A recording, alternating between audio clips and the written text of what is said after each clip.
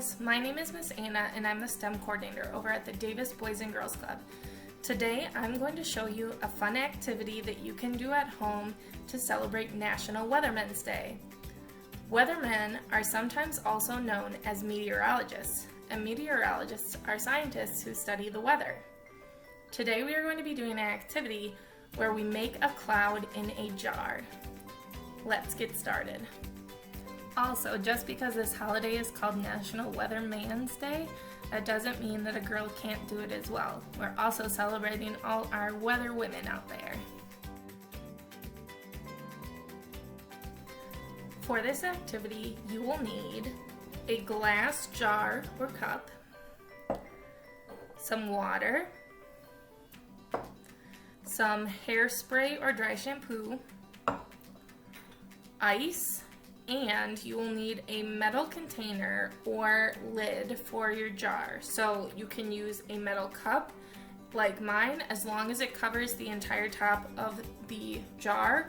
You can use, if you're using a mason jar and it has a metal lid like this, you can just use the lid. Or if you have a pie plate or something like that that is metal that will cover the entire top of the jar, you can use that as well. You should also have an adult on hand to help. We will need to heat up the water for this experiment, so an adult can help you with that by using the stove to heat it up, or they can help you heat it up in the microwave. The first step of this experiment is for us to heat up our water. So I'm going to go pop this in the microwave. It does not need to be boiling, but you want it to be close to boiling, which is why you will want an adult's help heating up the water, because you do not want to get hurt with the hot water. While you are waiting for the water to heat up, you can go ahead and put your ice in your cup or your dish that you are going to use on top of your jar. If you are going to put it on the lid, you are just going to rest 1 or 2 ice cubes on top of the lid, like so.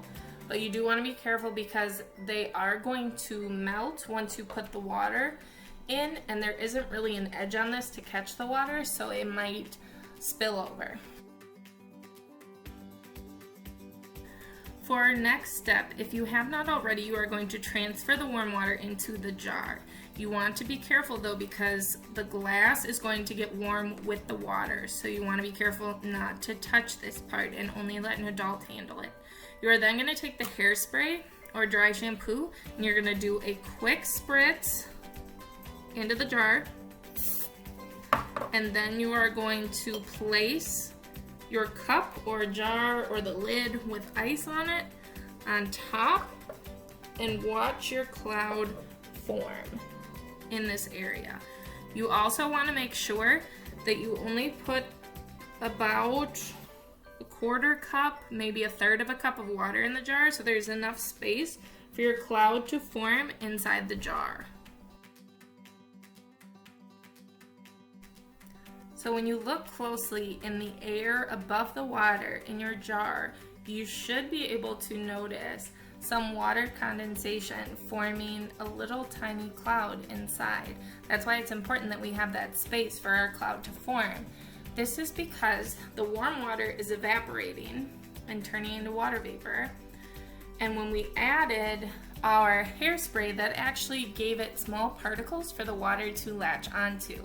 So clouds usually form around dust or pollution. We used hairspray, and then the cold water is helping that water condense and attach to the particles to form our cloud.